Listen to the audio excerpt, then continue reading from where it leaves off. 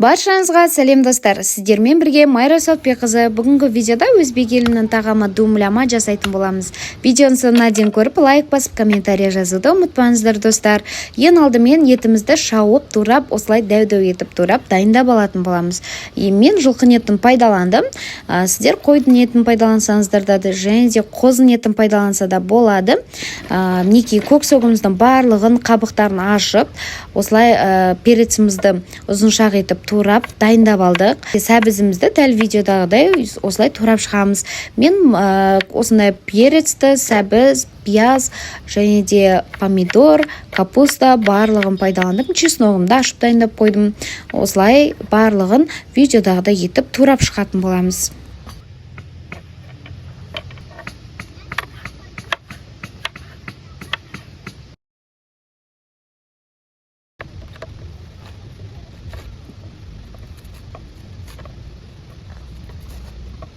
Капустамызды екі бөлікке бөліп, ортасындағы өзегін алып тастадым, қаттылау жерін, және де ең сыртқы бөлігін осылай қолымызбен ашып дайындап аламыз. Бұл бізге ең бетін жабуға керек болады қазір тағамымыздың.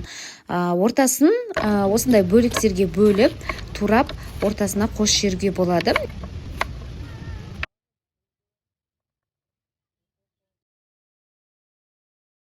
Картошканы да осындай видеодағыдай турап шығамыз. Көксөгімізден укроппен осындай көк пиязды пайдаландым.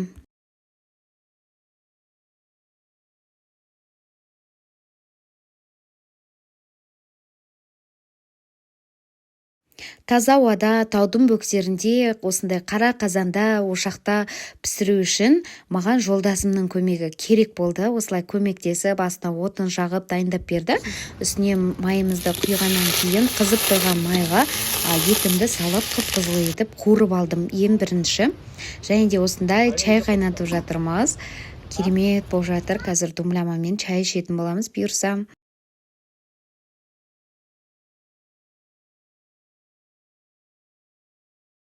Қыздар осылай тауға шығып ойнап жатыр, ал мен видеоның арасында осындай кішкентайымды жұбатып алып жатырмын.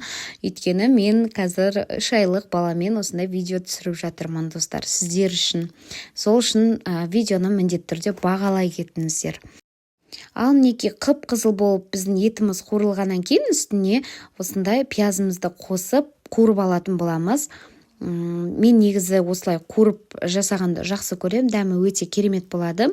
Және де үстіне осылай біздің сәбізімізді, қызанағымызды, перецімізді және де чеснок барлығын салатын боламыз.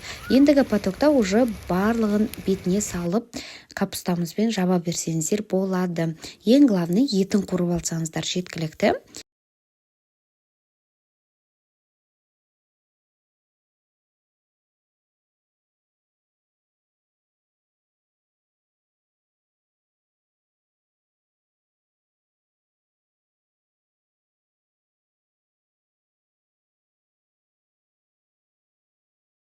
Және осы көксөктің барлығын салғаннан кейін тұзды салуды міндетті түрде ұмытпаңыздар. Тұздан кейін біздің капустамызбен турап қойған картошкамызды бетіне салатын боламыз. Мінекей, дәл осының үстінен тағы да тұзымызды саламыз, жақсы сіну үшін. Мен тұзды көз мөлшермен пайдаландым. Және де турап қойған осы укроппен көк пиязымызды бетіне салатын боламыз. Кішкене ғана су құямыз, және де қалған суы бізде жаңағы көкөністерден шығатын болады. Ең бетін осылай бізді капустамен жабатын боламыз. Ешқандай жерін қалдырмай барлығын осылай капустамен түгелдей етіп жауып шығатын боламыз.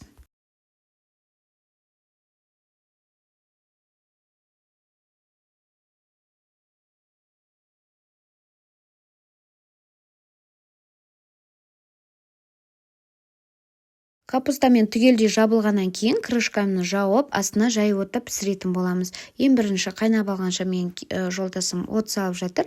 Одан кейін баяу отта 30 минутта дайын болатын болады.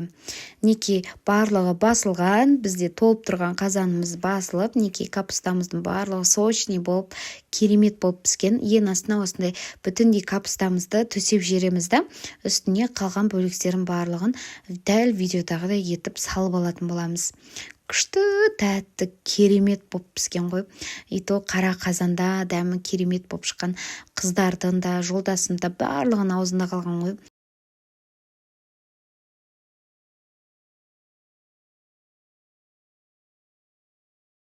Достар, сіздер де міндетті түрде дәл осылай жасап көріңіздер, өте керемет дәмді болып шығады. Ал мінекей достар, біздің дубламамыз дайын болды. Өте сочный, мощный болып шықты. Өте керемет дәм деген, ой, супер ғой. Видеоның соңына дейін көргендерің үшін рахмет. Сіздермен бірге болған Майра Сауытбекқызы.